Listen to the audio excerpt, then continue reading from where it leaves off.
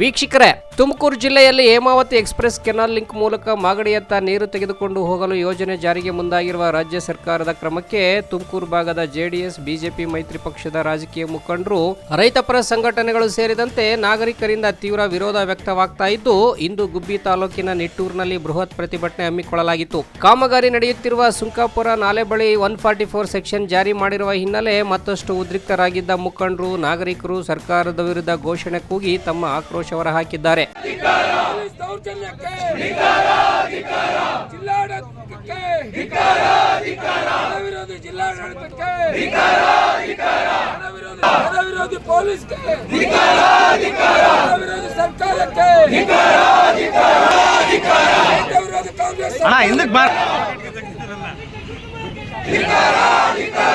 ಜಿಲ್ಲಾ ಮಂತ್ರಿ ಪರಮೇಶ್ ಅವರಿಗೆ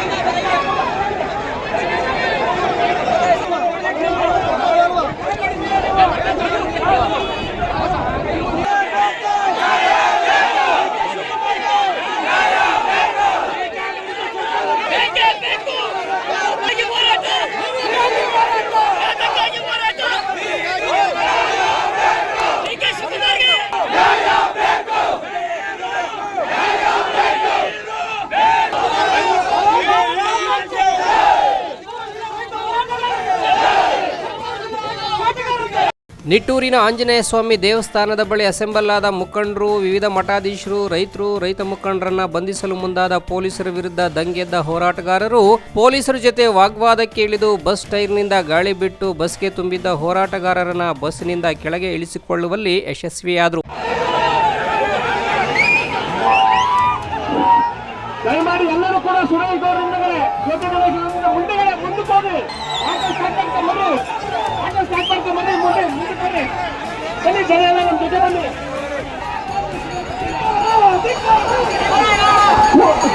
ಪೊಲೀಸರು ಶಾಂತಿಯುತ ಹೋರಾಟ ಮಾಡಕ್ಕೆ ಅವಕಾಶ ಮಾಡಿಕೊಡ್ಬೇಕು. ಯಾರಿಗೆ ಡಿವೈಸ್ ಬಿಡ್ಬೋದು, ಐಜಿಪಿ ಇರ್ಬೋದು, ಯಾರೇ ಇರ್ಬೋದು, ರೈತರು ಯಾರೋ ಮಾತಾಡ್ತಿದೆ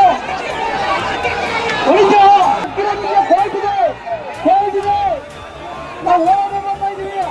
ತಿರುಗಕ್ಕಿಲ್ಲ.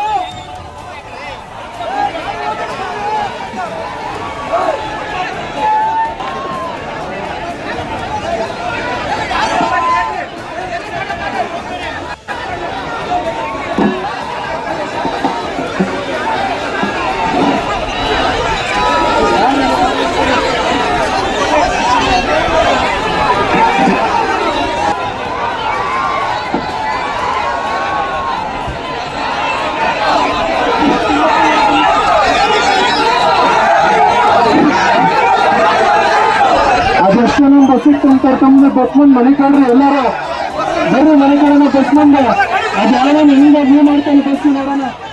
ಬರ್ರಿ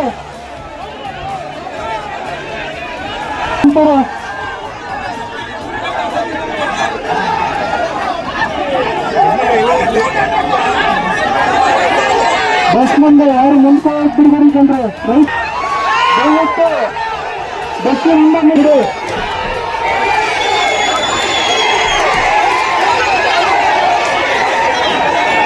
ಬಸ್ಸಿಂದ ಮುಂದೆ ನಿಂತ್ಕೊಂಡು ರೈತರು ಬಳಿಕ ರಸ್ತೆಯನ್ನು ಕೊಂಡಿಸ್ಕೊಂಡಿದ್ರಿ.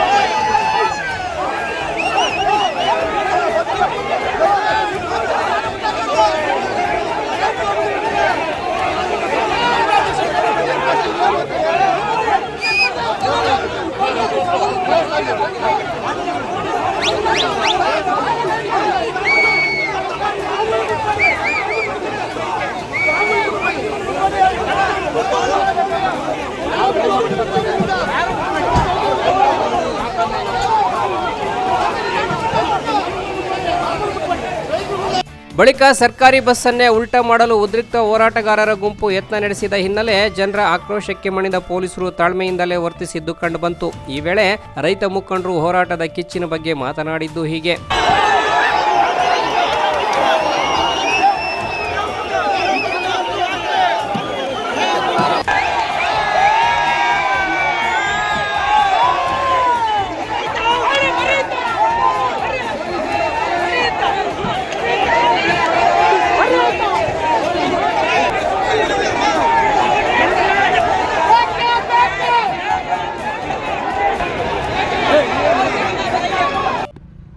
ಏನಿವತ್ತು ನಮ್ಮ ಜಿಲ್ಲೆಯ ನಮ್ಮ ಪಾಲಿನ ನೀರನ್ನು ಅವೈಜ್ಞಾನಿಕವಾಗಿ ಯಾವುದೇ ಒಂದು ರೈತ ಮುಖಂಡರನ್ನು ಕೇಳದಲೇ ನಮ್ಮ ಜಿಲ್ಲೆಯ ಒಂದು ಕಾನೂನನ್ನು ಪಾಲಿಸದಲೇ ಸಚಿವ DK ಶಿವಕುಮಾರ್ ಅವರು ಅಕ್ರಮವಾಗಿ ನಮ್ಮ ಜಿಲ್ಲೆಯ ನೀರನ್ನು ರಾಮನಗರಕ್ಕೆ ತೆಗೆದುಕೊಂಡು ಹೋಗ್ತಾ ಇರ್ತಕ್ಕಂಥದ್ದು ಖಂಡನೀಯ. ಇವತ್ತು ಎಲ್ಲ ಪಕ್ಷಾತೀತವಾಗಿ ಹೇಮಾವತಿ ಎಕ್ಸ್ಪ್ರೆಸ್ ಲಿಂಕ್ ಕೆನಾಲ್ ವಿರೋಧಿ ಹೋರಾಟ ಸಮಿತಿ ಅಂತ ಹೇಳಿ ಮಾಡ್ಕೊಂಡು ರೈತ ಸಂಘದ ಜೊತೆಗೆ ಸೇರಿ ಇವತ್ತು ಹೋರಾಟ ಮಾಡಲಿಕ್ಕೆ ಇವತ್ತು ಬಂದಿದ್ದೀವಿ. ಪೊಲೀಸ್ನವರು ಸಹ ನಮ್ಮ ರೈತರು ಮಕ್ಕಳೇ, ಅವರು ಅರ್ಥ ಮಾಡ್ಕೊಂಡು ಈ ಹೋರಾಟವನ್ನು ಮಾಡಲು ಅವಕಾಶ ಮಾಡಿಕೊಡ್ಬೇಕು. ಈ ಕಾಮಗಾರಿ ಅವೈಜ್ಞಾನಿಕವಾಗಿದೆ, ಯಾವುದೇ ಕಾರಣಕ್ಕೂ ಈ ಕಾಮಗಾರಿ ಮಾಡಬಾರ್ದು. ತುಮಕೂರು ಜಿಲ್ಲೆಯ ಜನ ರೈತರು ಈ ಒಂದು ಹೇಮಾವತಿ ನೀರನ್ನೇ ಆಶ್ರಯ ಮಾಡ್ಕೊಂಡಿದ್ದೀವಿ. ಇದು ಏನಾದರೂ ರಾಮನಗರ ಕರೆದ್ರೆ ಬಹಳ ತೊಂದರೆ ಆಗುತ್ತೆ. ನಮ್ಮ ಅಡಿಕೆ ತೆಂಗು ಸಂಪೂರ್ಣವಾಗಿ ಒಣಗಿ ಹೋಗ್ತವೆ. ನಾವೆಲ್ಲ ತೀವ್ರವಾದ ಸಂಕಷ್ಟವನ್ನು ಅನುಭವಿಸ್ಬೇಕಾಗುತ್ತೆ. ಹಾಗಾಗಿ ಈ ಕಾಮಗಾರಿ ನಿಲ್ಲಲೇಬೇಕು.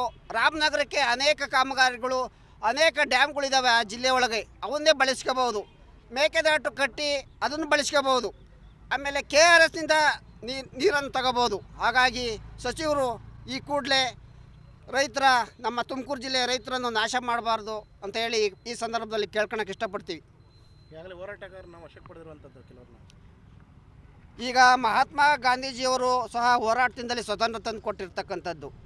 ಹೋರಾಟಗಾರರನ್ನು ಬಂಧಿಸಬಾರ್ದು, ಹೋರಾಟಕ್ಕೆ ಅವಕಾಶ ಕಲ್ಪಿಸಿಕೊಡ್ಬೇಕು ಅಂತ ಹೇಳಿ ಕೇಳ್ಕೊಳ್ತೀವಿ. ನಮ್ಮ ಹೆಸರು ಅರೇಳಿ ಮಂಜುನಾಥ್, ಜಿಲ್ಲಾ ರೈತ ಸಂಘದ ಕಾರ್ಯದರ್ಶಿ. ಜಿಲ್ಲೆಗೆ ಲಿಂಕ್ ಕ್ಯಾನಲ್ ಚಾನಲನ್ನು ಪ್ರಾರಂಭ ಮಾಡಿರುವುದು ಖಂಡನೀಯ. ಈ ನಮ್ಮ ರೈತ ಬಾಂಧವರಿಗೆ ಒಂದು ವಿಷಪ್ರಾಶನವನ್ನು ಕೊಡಲಿಕ್ಕೆ ಸರ್ಕಾರ ಹೊರಟಿದೆ. ಈ ತುಮಕೂರು ಜಿಲ್ಲೆಯಲ್ಲಿ ಬದುಕಬೇಕಂತ ನಮ್ಮ ರೈತ ಬಾಂಧವರು ಮತ್ತು ಎಲ್ಲ ಸಂಘಟಿತರು, ಎಲ್ಲ ಕಾರ್ಮಿಕರು, ಎಲ್ಲ ಜನಸಾಮಾನ್ಯರು ಬದುಕ್ತಾ ಇದ್ದೀವಿ. ನಮ್ಮಿಂದಲೂ ಕೂಡ ಓಟ್ ಪಡೆದು ಸರ್ಕಾರ ರಚನೆ ಆಗಿದೆ. ಹಾಗಾಗಿ ಇವತ್ತು ನಾವು ಚಾನಲ್ ಹತ್ರ ಹೋಗ್ತಾ ಇದ್ದೀವಿ. ನಾವು ಇದು ನಮ್ಮ ಸುಂಕಾಪುರ ಅಲ್ಲಿ ಈ ನಮ್ಮ ತುಮಕೂರು ಜಿಲ್ಲೆಗೆ ನೀರು ಬರೋದನ್ನು ಬಂದ್ ಮಾಡಿ ರಾಮನಗರ ಕಡೆಗೆ ತಿರುಗಿಸ್ಕೊಂಡು ಹೋಗ್ತಾ ಇರ್ತಕ್ಕಂಥ ಒಂದು ಚಾನಲನ್ನು, ಕಾಮಗಾರಿಯನ್ನು ನಿಲ್ಲಿಸಲಿಕ್ಕೆ, ನಾವು ವೀಕ್ಷಣೆ ಮಾಡಲಿಕ್ಕೆ ನಾವು ಹೋಗ್ತಾ ಇದ್ದೀವಿ. ಹಾಗಾಗಿ ಈ ಪೊಲೀಸನ್ನು ನಮಗೆ ಈ ಕಾವಲುಗಾರರಾಗಿ ಹಾಕಿರೋದು ಭಾಳ ವಿಷಾದನೀಯ. ಇದು ನಮಗೆ ಭಾಳ ಮೋಸ ಮಾಡ್ತಾ ಇರೋ ಸರ್ಕಾರಕ್ಕೆ ನಾವು ಧಿಕ್ಕಾರ ಹೇಳ್ತೇವೆ.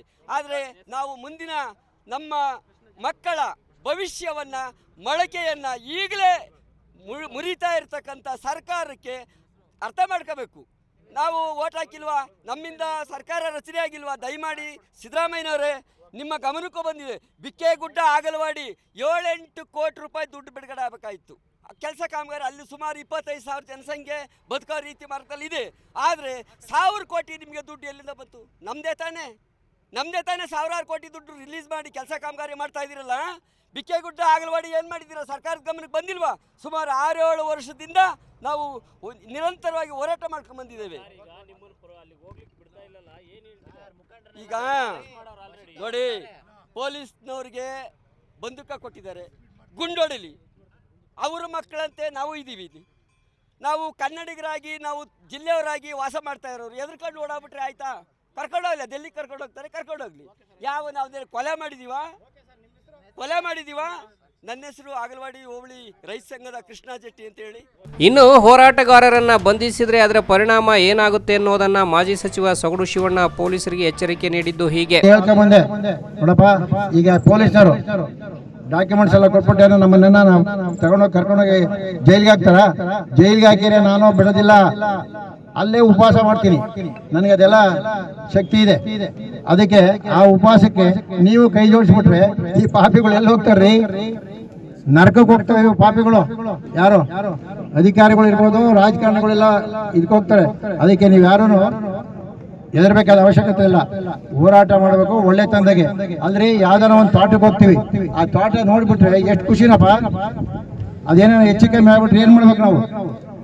ಅಡಿಕೆ ತೋಟ ಇರ್ಬೋದು, ತೆಂಗಿನ ತೋಟ ಇರ್ಬೋದು, ಇಲ್ಲ ತರಕಾರಿ ಇರ್ಬೋದು, ಆ ಮಟ್ಟಿಗೆ. ಅದಕ್ಕೋಸ್ಕರ ಯಾರನ್ನು ಯಾರ ಬಗ್ಗೆನೂ ಇದು ಮಾಡಕ್ ಹೋಗ್ಬೇಡಿ. ಗೌರವದಿಂದ ಎಲ್ಲಾರನ್ನ ಪ್ರೀತಿ ಮಾಡ್ರಿ. ಪ್ರೀತಿ ಮಾಡಿ ನೀವು ನಿಂತ್ಕೊಳ್ರಿ. ತಿರ್ಗಾ ಅವ್ರೇನೋ ಉಸಿರು ಬಿಟ್ಟು ನಿಮ್ಮ ಮನೆ ತಗ ಬಂದು ನಾನೇ ಕಸ ಹೊಡ್ಬಿಡ್ತೀನಿ, ಯಾರ ಮನೆ ತಗ ಹೇಳ್ಬೇಕು ಕಸ ನಾನೇ ಹೊಡಿತೀನಿ. ಇನ್ನು ಮುಂದೆ ಕಸ ಹೊಡಿಯೋಕ್ಕೂ ಜನ ಸಿಕ್ಕಲ್ಲಪ್ಪ. ನಮ್ಮ ಜನಸಂಖ್ಯೆ ಕಮ್ಮಿ ಆಗುತ್ತೆ, 1, 2 ಇಲ್ಲ. ಅದಕ್ಕೋಸ್ಕರ ಸ್ವಲ್ಪ ಎಲ್ಲರೂ ಒಳ್ಳೆ ತಂದಾಗೆ, ಈಗ ಇಲ್ಲೆಲ್ಲ ಇದಿರಲ್ಲಪ್ಪ, ಎಲ್ಲರಿಗೂ ಒಳ್ಳೆ ಬುದ್ಧಿ ಇಲ್ಲ ಅಂತ ಹೇಳ್ಬಿಟ್ರಿ. ನಾನು ಹೇಳ್ದಂಗೆ ಕೇಳ್ಬಿಡ್ತೀನಿ. ಪೊಲೀಸರ ಯಾವ ಕ್ರಮಕ್ಕೂ ನಾವು ಜಗ್ಗೋದಿಲ್ಲ ಎನ್ನುವ ಸಂದೇಶ ಕೊಟ್ಟಿರುವ ಹೋರಾಟಗಾರರು ಮುಂದೆ ಏನು ಮಾಡ್ತೀವಿ ಅನ್ನೋದನ್ನ ಕೂಡ ಸ್ಪಷ್ಟಪಡಿಸಿದ್ದಾರೆ.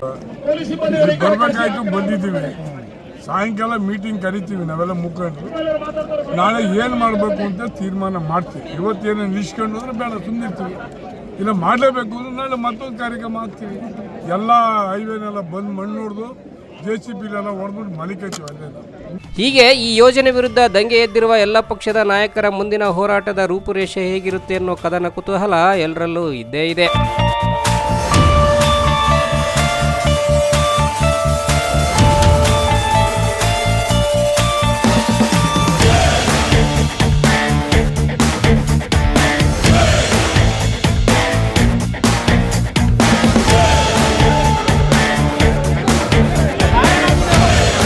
Bureau report, Belagere news.